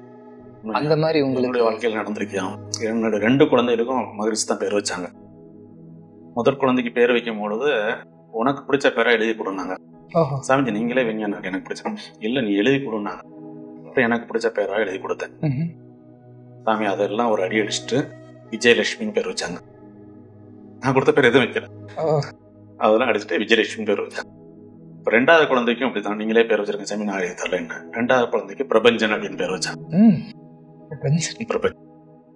அப்புறம் ஃப்ரெண்டு ஒருத்தவங்களுக்கு பத்திரிக்கை கொடுக்க வந்துடும், அவங்க வர முடியல, நான் வந்து சாமி உங்களுக்கு பத்திரிக்கை கொடுக்குறேன். பத்திரிக்கை வாங்கி படிச்சுட்டு அப்படியே வாழ்த்து கொடுக்குறாங்க. பத்திரிக்கை பார்க்கும் போதே அப்படியே வாழ்த்து கொடுத்துட்டே இருக்காங்க. கொடுத்து முடிச்சிட்டோடனே ஒரு உமா அக்காட்ட அந்த திருமண கவிதை வாங்குறாங்க. அந்த சின்ன புக்கு, பேக்கெட் புக்கு, அதில் கவிதை கையெழுத்து போட்டுட்டு உமா ஒரு புதுசாக ஒரு கவிதை எழுதினேன் அதுக்கு உண்டா அப்படிங்கிறாங்க.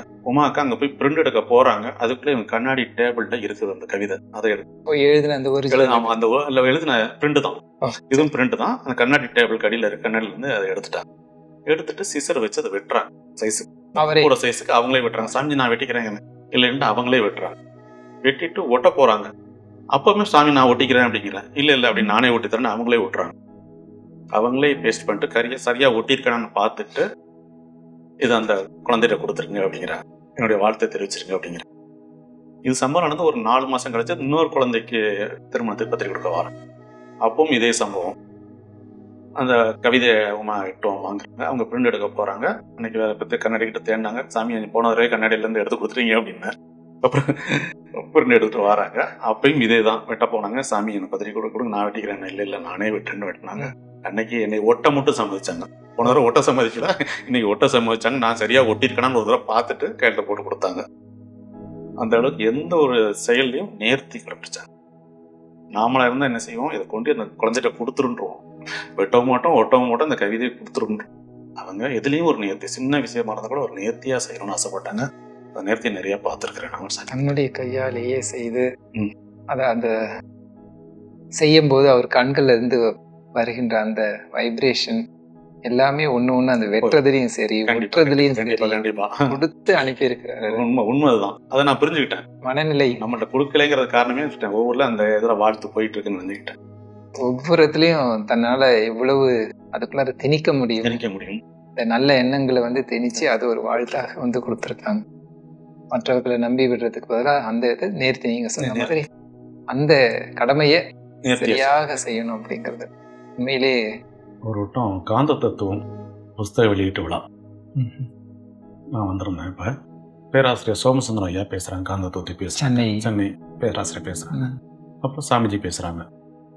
பேசிக்கிட்டு இருக்கும்போது சொல்கிறாங்க, இந்த புக்கை ஒன்று படித்தாலே போதும், இறைநிலையை நீங்கள் புரிஞ்சுக்கலாம்.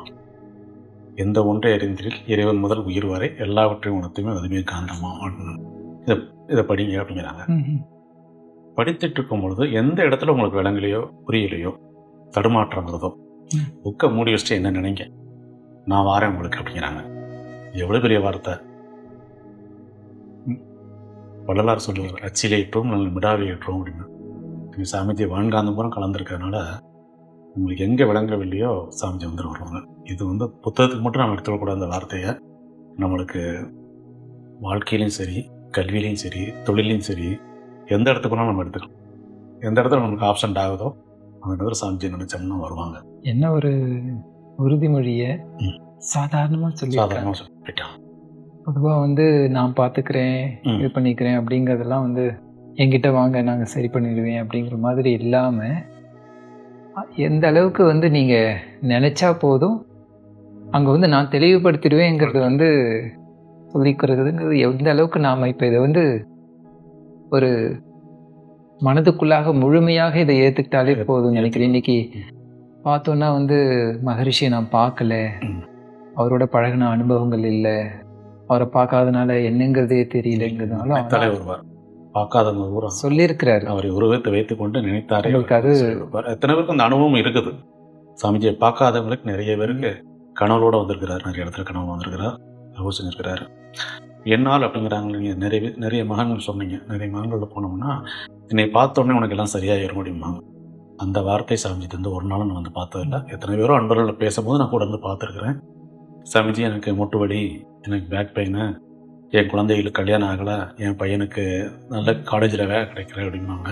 இது எதுக்குமே என்னை பார்த்துட்டு இல்லை, நான் ப்ளஸ் பண்ணிட்டேன்ல அவனுக்கு நடக்குங்கிற வார்த்தை நான் சாமி வாயிலேருந்து கேட்டதே இல்லை. முட்டு வலி என்னன்னா, நம்ம உடற்பயிற்சி நல்லா பண்ணுங்க, சரியாயிரும். அதுலேயும் சரியா இல்லாமல் நல்ல மருத்துவரை பாருங்கன்னு சொல்லியிருக்காங்க. ஒழிய திருமணம் ஆகலைன்னா வருமா நீங்கள் நல்ல இடத்துல 4 இடத்துல தேடுங்க, சொந்தக்காரன்ட்ட ஃப்ரெண்ட்ஸை சொல்லி வைங்க, நல்லா வரும் அப்படி தான் சொல்லுவாங்க. 2வது ஜாடிக்கேற்ற மூடி ரெடியாக தான் இருக்குது. உன் குழந்தை பிறக்கும் பொழுதே அது உனக்கு முன்னால் அந்த பையன் பிறந்தான் இருக்கிறான். அது நேரம் காலம் வரும்பொழுது காஸ்மிக் உங்களை இணைத்து வைக்கும் அப்படின்னு தான் சொல்லியிருக்காங்க. ஒழிய என்னையை பார்த்துட்டு அதனால் அவன் குழந்தைக்கு வரணும்னு சொன்னதில்லை. என் பையன் படிக்கலை அப்படின்னா நல்ல டியூஷன் சொல்லிக் கொடுங்க, இல்லாட்டி அவன் எதில் சரியாக வரலையோ அதை சரி பண்ணுங்க அப்படின்னு சொல்லியிருக்காங்க. ஒழிய நான் என்னையை பார்த்துட்டேங்க ப்ளஸ் பண்ணிட்டேன், உன் பையன் ஐஏஎஸ் பாஸ் பண்ணிடுவாங்கலாம் வார்த்தைலாம் வரும். இது ஒரு நாள் 2 நாளில் பல நாள் பல கேள்வி கேட்டிருக்கும் போது ஒரு நாளோட சாமிச்சு என்னையை பார்த்துட்டீங்கல்ல உங்களுக்கு நடக்கும் என்ற ஒரு வார்த்தை நான் சொன்னது கிடையாது. அவர் சொல்லக்கூடியதெல்லாம் அப்போ பயிற்சி முயற்சி தான். இதை செய்துக்கிட்டே இருந்தாலே நீங்களே எதுக்கும் மற்றவங்களை நாடி போக வேண்டியதில்லை. கண்டிப்பாக நம்ம கர்ம வினைக்கு பல ஏற்றால பண்ணணும். என்ன நாடி நீங்க வரணுங்கிறது இல்லைன்னு சொல்றாரு. கண்டிப்பா நீங்க நினைச்சா நான் அங்க நிற்பேன் அப்படிங்கிறது எனக்கு செய்ய வேண்டியது பயிற்சி. அது ஒன்றுதான். இன்னொன்று கூட நீங்க இப்ப சொன்னதை வச்சு பார்க்கும்போது டெல்லிக்கு அங்க இருக்கிற சென்டரை வளர்க்கணும் அப்படிங்கிறதுக்காக மகரிஷி வந்து வாழ்த்தி அனுப்புகிறார் பாலச்சந்திரையா ஜெயந்தி அம்மா என்னையும் சேர்த்து சொல்லும் பொழுது அப்போ இதே மாதிரி ஒரு வார்த்தையை சொன்னது ஞாபகம் வருது. நீங்கள் என்ன செய்யணுன்ட்டு இருக்குதோ அதை முன்னாடியே நான் வந்து செய்து வைப்பேன். எந்த அளவுக்கு அவருடைய அந்த கருணை இப்போ சோமசுந்தரம் ஐயாகிட்ட சொன்னது வந்து எங்கே உங்களுக்கு தெளிவாக அது புரியலையோ என்ன நினைங்க நான் வந்து அங்கே தெளிவுபடுத்துகிறார். அப்போ நம்ம இதில் இருந்து தெரிஞ்சுக்க வேண்டியது குரு நினைவு. அவரை நினைச்சோன்னா நிச்சயமாக அவர் வந்து நமக்குள்ளார இருந்து வழி நடத்தி நம்மளை தெளிவுபடுத்தி நம்மளையும் மேம்படுத்துவாருங்கிறது வந்து அவர் கொடுத்த உறுதிமொழி. உண்மை. அது நிறைய அனுபவத்தில் நம்ம மனவளக்கலை சார்பாகவும் பார்த்துட்டோம், மித்த அன்பர்கள் வாழ்க்கையிலையும் பார்த்துட்டோம். ஏதோ ஒரு பிரச்சனைக்காக போவாங்க, நம்மளுக்கு முன்னாடி அங்கே சமைச்சிருப்பாங்க. ஏன்னா அந்த பிரச்சனையை தீர்க்கக்கூடிய மனவளக்கலை அன்பராக இருப்பார். போவார், பேசுவார், நம்மளுக்கு ஈஸியாக சொல்லி முடிச்சிருவாங்க. மனவளக்கலையிலையும் பார்த்துருப்போம். மனவளக்கலை ஒரு ஸ்கூலுக்கோ காலேஜுக்கோ கொண்டு கொடுக்கணும்னு போவோம். இப்போ நம்மளுக்கு முன்னால் அங்கே அவர் மனவளக்கலை பற்றி தெரிஞ்சிருப்பார், இல்லாட்டி யார் மூலமாக சாமிச்சு தெரிஞ்சு வச்சுருப்பார். நம்மளுக்கு போன வேலை சுலபமாக முடியும்.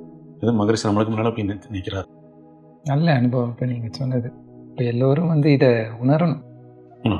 சாதாரணமாக மகரிஷியை வந்து நம்ம நினச்சிடாம அவர் கருத்தோடு நின்றுடாம அவரை நல்ல சிக்கனை பிடித்தேன் அப்படின்னு சொல்கிற மாதிரி சிக்கனை பிடித்தேன் அவர் பிடிச்சோன்னா கண்டிப்பாக அவர் ஒவ்வொரு இடத்துலையும் வந்து நமக்குள்ளார நிற்கிறத அப்போ நம்மளால் அனுபவிக்க முடியாது. கண்டிப்பாக வாழும் காலத்தில் நான் உங்களுக்காக வந்து நிற்பேன் ஒரு வார்த்தை சொன்னது கிடையாது. வாழ்ந்து மறைந்த பிறகு நம்மளுக்காக ஒரு இடத்துல போய் நிற்கிறார். அவர் உயர்ந்த நிலை, நம்மளையும் உயர்த்துறாங்க. ஆமாம், என்னோட மேலே போகன்னு தான் சொல்கிறார். எந்த மகானும் அப்படி சொன்னதில்லை. என்னோட மேலே போங்க, என் தோளில் ஏறிக்கோங்க, தோளில் ஏறி பாருங்கன்னு தான் சொல்கிறார். அப்படியே ஒவ்வொருத்தரையும் வேதாத்திரியை தாண்டிடணுங்கிறார். நீனும் வேதாத்திரி ஆகணும், இல்லை வேதாத்திரியோட மேலே போகணுன்னு தான் சொல்கிறார். உயர்த்தி விடுறதுக்கு தயாராக இருக்கு. தயாராக இப்போ எந்த ஒரு இடத்துலையும் வந்து தான் குருவாக இருக்கணும் அப்படிங்கிற அந்த ஒரு நினைவே இல்லாமல் எல்லோரையும் குருவாக உயர்த்தணுங்கிற ஒரு மனநிலையோடு தத்துவம் அவருக்கு உதித்து என்றதால் அன்னைக்கே உடனே கவிதை எழுதி டேபிள் வச்சிடறாங்க. மக்களை போய் சேரணும், நாளைக்கு சொல்லுவோம், நாளை கழிச்சு சொல்லுவோம். நான் இன்னைக்கு இருந்தால் இன்னைக்கு நைட்டோ எழுதி அது டேபிளுக்கு வந்துடுது. அந்த குட்டி இதில் எழுதி வச்சிருவாங்க. தூக்கத்தில் ஒரு கார் மெக்கானிக்காக கூட அவர்கிட்ட தொழில் படிக்க போனீங்கன்னா முக்கியமான விஷயம் சொல்லித்தர மாட்டார். அந்த முக்கியமான பாயிண்ட் அவர் தான் வச்சிருப்பார், என்னோட முன்னேறக்கூடாது அப்படின்னு. மகரிஷி அப்படி இல்லை, ஒவ்வொரு விஷயங்களும் கொடுத்து என்னோட உயரணும் சமுதாயத்தில் எல்லாரும் அப்படின்னா ஒவ்வொரையும் வேதாத்திரி ஆகணும்னு பார்த்தார். ஒரு திறந்த புத்தகம் அதில் எங்கேருந்து வேணாலும் நீங்கள் எதை வேணாலும் எடுத்துக்கலாம் அப்படிங்கிறதுல செய்து காமிச்சிருக்காரு. மகரிஷி நிறைய வெளிநாடுகளுக்கெல்லாம் போயிருக்காங்க இந்த பயிற்சிகள்லாம் வந்து கொடுக்கணும் அப்படிங்கிறதுக்காக. வந்து ஜப்பான், கொரியா, யூஎஸ் இதெல்லாம் பார்த்தோன்னா நிறைய இடத்துக்கு போனதில் நிறைய அன்பர்கள் ஃபாலோ செய்துட்டு இருக்காங்கிறத வந்து நம்ம பார்க்கணும். இந்த மாதிரி அவங்களெல்லாம் யாரையாவது வந்து எப்பயாவது பேசிகிட்டு இருக்கும்போது பகிர்ந்துக்குவார். ஒரு அனுபவம் இருக்கியா? நம்ம திருநெல்வேலி மனவளக்கலை மன்றத்துக்கு ஸ்டீஃபன் சல்லியர்னு யூஎஸில் உள்ள ஒரு அன்பர் மகரிஷியோட டிவோட்டி திருநெல்வேலிக்கு வந்திருந்தாங்க. இப்போ அவங்ககிட்ட இன்ட்ராக்ட் பண்ணும்பொழுது நீ எப்படி மகரிஷிட்ட வந்தீங்க, எப்படி மகரிஷியோட தொடர்பு கிடைச்சது அப்படின்னு அவங்ககிட்ட பேசும்போது அவங்க சொன்ன வார்த்தை, எனக்கு இந்தியாவில் வந்து தியானம் எடுத்துக்கணும் ரொம்ப நாள் ஆசை, இந்தியாவுக்கும் வந்தேன், நான் நினச்ச மாதிரி எதுவுமே எனக்கு கிடைக்கல, அப்புறம் திருப்பி நான் யூஎஸ் போயிட்டேன். ஆனால் ஒரு நாள் கனவுல வந்து மகரிஷி மாதிரி ஒரு மகான் வந்து எனக்கு வந்தார். வந்துட்டு யாரும் எனக்கு தெரியாது, ஒரு ஃபேஸ் வந்தது, கனவு கலைஞ்சு போச்சு. நான் 2 நாள் கழித்து நான் சிக்காகோக்கு போகிறேன். போகும்பொழுது ஆண்ட வேலை ஒரு டீ சாப்பிட்டுட்டு இருக்கும்பொழுது பக்கத்து கடையில் ஒரு பில் ஓட்டியிருந்தாங்க, நோட்டீஸ் ஓட்டியிருந்தாங்க. அதில் மனவளக்கலை வேதாத்திரி மகரிஷின்னு போட்டிருக்கு. அந்த அவரோட படம் ஓட்டியிருந்தாங்க, மகரிஷியோட படம் ஓட்டியிருந்தாங்க. நான் கனவுல பார்த்ததும் இந்த படம் ஒன்று. அப்பயே சரண்டர் ஆகிட்டேன், இவரை போய் எப்படியா பார்க்கணுன்ட்டு மறுநாள் போய் அந்த காயல் பேச்சில் கலந்துக்கிட்டு அப்படியே அவருடைய ஃபாலோவரை நான் மாறிட்டேன். நான் மட்டும் இல்லை, நிறைய நண்பர்கள் இருக்காங்க. உதாரணத்துக்கு ஒன்று சொன்னார், சீக்ரெட்னு ஒரு புக்கு வருது, ரோண்டா பைன் எழுதின புக்கு.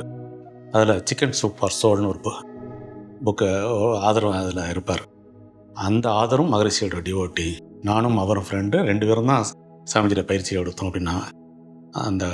அந்த ஆதரவை பற்றி எல்லாருக்கும் தெரியும், உலகம் பூரா எனக்கு தெரியும். ஆனால் மகரிஷி டிவோட்டிங்கிறது ஸ்டீஃபன் சல்லி சொன்ன பிறகு எனக்கு அலைகள் வந்து பின்னாடி ஒரு பெரிய புத்தகமாக வந்து வந்திருக்கு. மகரிஷி வந்து குழந்தைகள்கிட்ட எந்த அளவுக்கு தன்னுடைய அந்த எண்ண அலைகளை வந்து போயிருக்காங்கிறது உங்களுடைய குழந்தைகள்கிட்ட வந்து ஏதாவது உங்களால் பார்க்க முடியுதா? நீங்கள் குழந்தைகளை வந்து வளர்க்கும் போது படிப்புல எல்லாம் 2 குழந்தைக்கும் மகரிஷி தான் பேர் வச்சாங்க. ஒவ்வொரு வருடமும் இங்கே கூட்டு வந்து மகரிஷிட்ட பிளஸ்ஸிங் வாங்கிடுவேன். ஓம்கார மண்டலத்தில் உட்காந்துருப்பேன், சாமிஜியை ப்ளஸ் பண்ணுவாங்க. இந்த 2 குழந்தைகளுமே சாமிஜியை பார்த்து வாழ்க வளமுன்னு சொல்லுவாங்க, ப்ளஸ் பண்ணுவாங்க. அந்த பிளஸ்ஸிங்கோட இது 2 குழந்தைகளும் நல்லா படித்தாங்க. ஏன்னா எந்த தொந்தரவும் பண்ணலை, தொந்தரவும் பண்ணாங்க, நல்லா படித்தாங்க. ஒழுக்க பழக்கத்துலேயும் கரெக்டாக இருந்தாங்க. இன்றைக்கு வரைக்கும் 2 குழந்தைகளும் ஒழுக்கமாக இருக்கிறாங்க, நல்லா கல்வி கேட்டிருக்கிறாங்க. ஒரு பையன் யூகேல போய் வேலை பார்க்குறான், ஒரு பொண்ணுக்கு இப்போ அலைன்ஸ் பார்த்துட்ருக்கிறேன். 2 பொண்ணுமே எனக்கு நல்ல பிள்ளைங்களாக அமைஞ்சது காரணம் மனோவளக்கலை தான். 2 பையனுக்கும் பொண்ணுக்குமே மகரிஷி மேலே அவ்வளோ உயிர். பார்த்துருக்க 5 வயசு 6 வயசு வரைக்கும் தான் மகரிஷியை பார்த்துருக்குறாங்க. இருந்தாலும் எல்லா பேராசிரியரும் எங்கள் வீட்டில் தங்குவாங்க. அனைத்து சீனியர் பேராசிரியரும் எங்கள் வீட்டில் தங்கியிருக்கிறாங்க. எல்லா பேராசிரியரும் என் குழந்தைய தூக்கி வளர்த்துருக்குறாங்க. அவங்க பேசுகிற கருத்துக்களை உட்காந்து கேட்டுகிட்டே இருப்பாங்க. வீட்டில் உட்காந்து இன்ட்ராக்ட் நடக்கும்போது உட்காந்து கேட்டுகிட்டே இருப்பாங்க. இவ்வளோத்தையும் உள்வாங்கினதுனால, மனவளக்கலை ஏற்கனவே உள்வாங்கினதுனால 2 குழந்தையும் ஒழுக்கப்படத்துலையும் சரி கல்வியிலையும் சரி சிறந்து விளங்குறாங்க. அதுக்கு எனக்கு கிடைச்ச கிஃப்ட் அதெல்லாம். பேரண்டிங்கிற ஒரு விஷயம் வந்து இப்போ எளிமையாயிடுறது மனவளக்கலை மூலியமா. கண்டிப்பாக நீங்கள் அது கல்யாணத்துக்கு முன்னாடி நீங்கள் ஹஸ்பண்ட் ஒய்ஃப் மனவளக்கலைகளாக இருந்தாலே ஆட்டோமேட்டிக்காக குழந்தைகளுக்கு மனவளக்கலைகளுக்கு வந்துடும். வர்றதுக்கு முன்னால் நாம் பேசுகிறது, நம்ம இன்ட்ராக்ட் பண்ணுறது, நாம் நடந்துக்கிறது எது அவங்க பார்த்துக்கிட்டே இருப்பாங்க. பார்த்துக்கிட்டே இருந்து அவங்களும் நல்ல குழந்தைகளாக வர்றதுக்கான வாய்ப்புகள் 100% இருக்குது. நீங்கள் நிறைய இடத்துல பிரச்சனைகள் பார்த்தாலே வந்து சின்ன வயசில் குழந்தைகள்லாம் வந்து நல்லா பழகிட்டு இருப்பாங்க. கொஞ்சம் அந்த டீனேஜ் அப்படிங்கிறது வரும்பொழுது வந்து அம்மாவையோ அப்பாவையோ வந்து வெறுக்கிற அளவுக்கு கூட வந்து குழந்தைகள் இன்னைக்கு மாறி போயிடுறாங்க. அவங்க எதை வச்சு திணிக்கிறது அப்படிங்கிற மாதிரியே ஒரு வித்தியாசமான இந்த குழந்தை வளர்ப்புலையும் இந்த பேரண்ட்ஸ் என்ன செய்கிறாங்க, தான் என்ன கல்வி கற்கணும்னு ஆசைப்பட்டனோ அதை குழந்தைக்கு திணிக்கிறாங்க. நான் டாக்டர் ஆகணும்னு ஆசைப்பட்டேன், நான் வக்கீலாகணும்னு ஆசைப்பட்டேன், அதை நீயாவது ஆகணும்னு திணிக்கிறாங்க. அவனுக்கு என்ன ஆசைப்படுறான், அவன் என்ன படிக்கணும்னு ஆசைப்படுறான், என்ன அவனால் முடியும் அப்படிங்கிறத நீ யோசிக்கிறதே இல்லை. நான் என்னுடைய 2 குழந்தைக்கும் நான் இது வரைக்கும் எதையும் நான் திணித்ததே இல்லை. உங்களுக்கு என்ன விருப்பமோ படிங்க, எந்த வேலைக்கு போகணுமோ போங்க அப்படின்னு சொன்னேன். இது வரைக்கும் நான் திணிக்கவே இல்லை. அது கரெக்டாக அவங்க பொசிஷனுக்கு போய் சேர்ந்துட்டாங்க. நாம் செய்யக்கூடிய தப்பு அதுதான். நம்ம திணிக்கிறதுனால தான் அவங்க இயல்பாக விட்டுட்டு சைடாக இருந்து வாட்ச் பண்ணிட்டு இருந்தால் போதும், கரெக்டாக நடக்கும். இந்த எண்ணத்தின் வாழ்த்துறது எதையுமே வந்து ஒரு பாசிட்டிவாக பார்க்கறது அப்படிங்கிற போது வந்து அவங்களுடைய மனங்களும் வந்து அதுக்கேற்ற மாதிரியே வந்து கண்டிப்பாக ஹஸ்பண்ட் ஒய்ஃப் மனவளக்கலையாக இருங்க, மனவளக்கலையை ஃபாலோ பண்ணுங்க. இதை ஃபாலோ பண்ணிகிட்டே இருந்தாலே குழந்தைகள் உங்களை பார்த்து ஃபாலோ பண்ண ஆரம்பிச்சிடுவாங்க.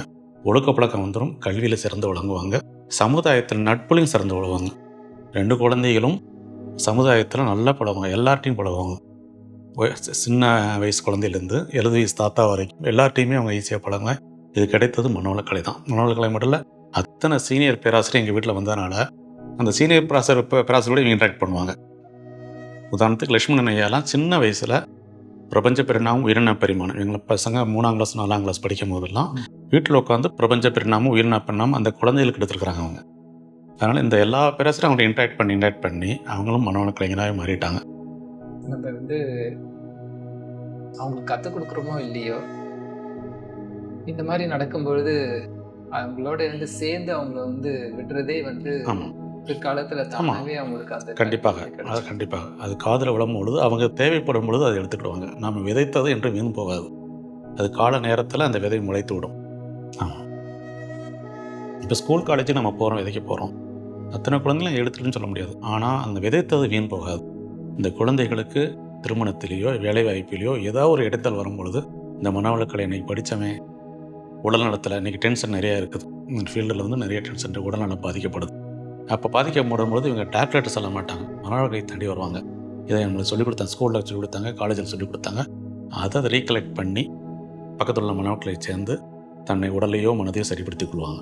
நம்ம விதைத்து ஒரு நாள் வீண் போகாது. மகரிஷி இப்போ பயிற்சிகள்லாம் வந்து நடத்தும் போது கண்டிப்பாக நீங்கள் பயிற்சிகள் அவர் நடத்த பயிற்சிகள் நம்ம அந்த மாதிரி சமயத்தில் கேள்வி பதில் நேரத்துலலாம் வந்து மகரிஷி என்ன மாதிரி ஒரு அன்பர்களுடைய இதுக்கு கேள்விகளுக்கு தன்கிட்ட இருந்து வரக்கூடிய பதில்கள் என்ன மாதிரி இருக்கும் உங்களுக்கு? அது பதில் வந்து நேரடியாக மிக எளிமையாக இருக்கும்.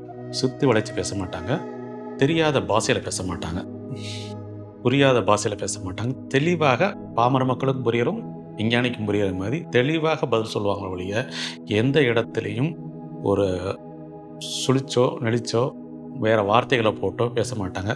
தெரியவில்லை என்றால் தெரியவில்லைன்னு சொல்லிடுவாங்க. இதுக்கான பதில் தெரியவில்லைன்னு சொல்லிட்டு டைரெக்டாக சொல்ல எந்த மகானும் எனக்கு தெரியலன்னு சொல்ல மாட்டாங்க. அதுக்கு ஒரு வார்த்தையை போட்டு சமாளித்து பதில் சொல்லுவாங்க. அந்த மாதிரி சமாளிப்பு பதில் சாமிகிட்ட நான் பார்த்ததே இல்லை. உதாரணத்துக்கு திருநெல்வேலி அறிவித்திருக்கலுக்கு நெல்லை ஸ்கேட்டர்ஸ்க்கு வரும்பொழுது கேட்குறேன், சாமிஜி என்ன தலைப்பு வைக்கலான்னு கேட்குறேன். சாமிஜி தலைப்பு வேண்டாம், கேள்வி பதிலாக வைப்போங்கிறாங்க. பப்ளிக்கில் கேள்வி பதில் வச்சு நம்ம பார்த்ததே இல்லை. சாமிஜி நீ கேள்வி பதிலாக வைப்போங்கிறாங்க. என்னுடைய அந்த பேராசிரியர் வந்து வேண்டாம் சாமி, கண்டமணி கேள்வி கேட்பாங்க அப்படிங்கிறாங்க. மித்த மகானாக இருந்தால் கூட, மித்த சாதாரண அன்பராக இருந்தால் கூட நான் பதில் சொல்லிக்கிறேன், என்ன ஒன்றா கேள்வி கேட்டு நான் பதில் சொல்லிக்கிறேன்பாங்க. மகரிஷ்ட வந்து உடனே வந்த வார்த்தை தெரிஞ்சால் தெரிஞ்சுன்னு சொல்லுவோம், தெரியலன்னு சொல்லிட்டு போவோம், இல்லைன்னு தப்பு இருக்குன்ட்டாங்க. அந்த பணிவெல்லாம் பார்க்கும்பொழுது நாமெல்லாம் அந்த பணிவுக்கு பக்கத்தில் போகவே இல்லை. இந்த அளவுக்கு வந்து தெரியலன்னு சொல்லிட்டு போவோம்.